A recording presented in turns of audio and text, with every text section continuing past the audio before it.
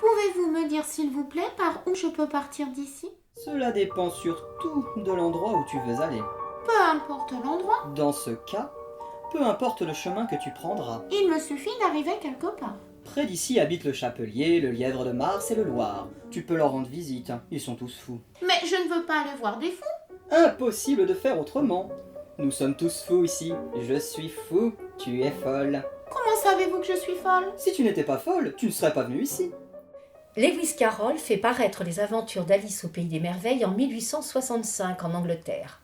Le récit est riche en situations absurdes et en jeux de mots, ce qui représente une difficulté majeure pour sa traduction. L'installation Alice à la Mad Tea Party s'inspire du chapitre Une folle partie de thé. Lorsqu'Alice arrive dans le jardin du Lièvre de Mars, elle le trouve en compagnie du Chapelier. Plongé dans un profond sommeil, un loir est assis entre eux. La table est très grande, mais les trois compères sont serrés les uns contre les autres à l'un des 4 ans. Pas de place, pas de place, pas de place, pas de place. Mais il y a bien plus de place qu'il ne vous en faut. Prends donc un peu de vin. Je ne vois pas de vin. Il n'y en a pas. Dans ce cas, ce n'est pas poli de m'en proposer. Et ce n'est pas poli de t'asseoir sans y être invité. L'expression anglaise « fou comme un lièvre » parle de son comportement désordonné lors de la saison des amours. Carroll transforme cette expression en un personnage, le Lièvre de Mars. L'expression « fou comme un chapelier » que l'on peut traduire par « travailler du chapeau » vient du fait qu'autrefois, les chapeliers travaillaient avec des sels de mercure qui leur causaient des troubles psychologiques. Quelle est la ressemblance entre moi et cette tasse de thé? Ah, j'adore les devinettes. Je crois que je peux deviner. Dans ce cas, tu devrais dire ce que tu penses. Mais c'est ce que je fais, enfin, je pense ce que je dis, et c'est bien la même chose, n'est-ce pas? Mais pas du tout. C'est comme si tu disais je vois ce que je mange et la même chose que je mange ce que je vois. C'est comme si tu disais je respire quand je dors et la même chose que je dors quand je respire. Pour toi, le Loir, c'est la même chose. Reprends donc un peu de thé, très cher. Je n'ai encore rien pris. Je ne pourrais donc reprendre rien. Tu veux dire que tu ne pourrais reprendre de ce quelque chose?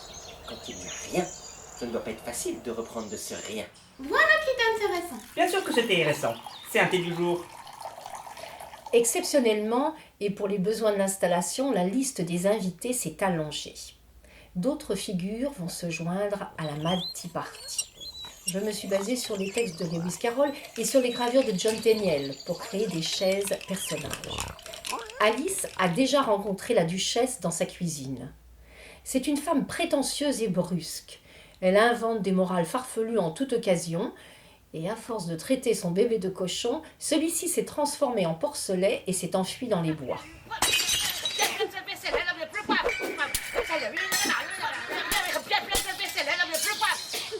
La cuisinière ne se déplace jamais sans son poivrier. Pendant des crises de violence inexpliquées, elle lance rageusement tous les ustensiles de cuisine qui lui tombent sous la main. Pour Carroll, la duchesse et sa cuisinière sont des représentations d'adultes dont le comportement excessif est inquiétant, mais sans jamais mettre en danger Alice.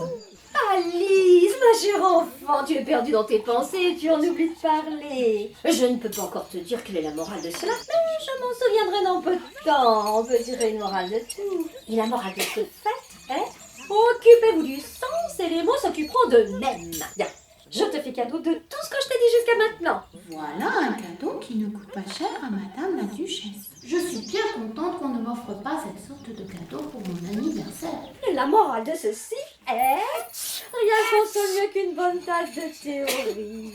Il y a certainement trop de poivre dans cette tasse. Peut-être que c'est le poivre qui rend les gens furieux, et le vinaigre qui les rend haies, et les sucreries qui rend les enfants doux et souriants.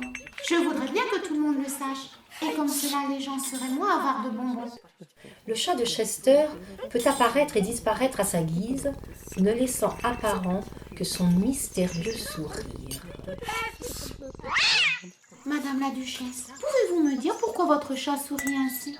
C'est un chat du comté de Chester, voilà pourquoi. J'ignorais que les chats du comté de Chester souriaient. Je n'en ai jamais vu sourire. Tu n'as pas vu grand-chose, c'est un fait. D'ailleurs, si chacun s'occupait de ses affaires, la terre tournerait beaucoup plus vite qu'elle ne le fait. Par mes oreilles, ma moustache, comme ça fait tard. Oh, la duchesse, la duchesse, la duchesse. Ce qui va être furieux si je la fais attendre.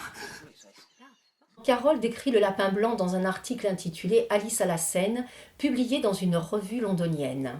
En face de la jeunesse d'Alice, de son audace, de son enthousiasme et de son esprit de décision, lisez Un lapin blanc d'un certain âge, timoré, faible, exagérément tatillon. Je suis persuadée que sa voix chevrotte, que ses genoux tremblent et que tout en lui doit suggérer une totale incapacité à faire peur à une mouche.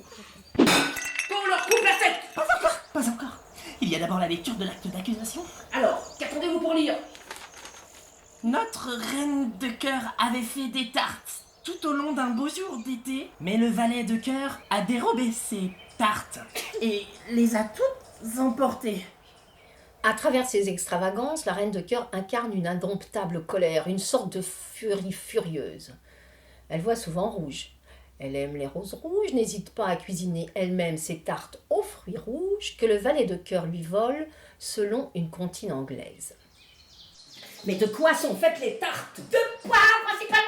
Il y a aussi des tartes en pion. Et des tartes Au tatin. poivre. Et aussi des tartes oignons. Au poivre. Des tartes Des tatin. tartes oignons. Et toi, t'en veux un oignon? Qu'on leur coupe la tête. Qu'on leur coupe la tête.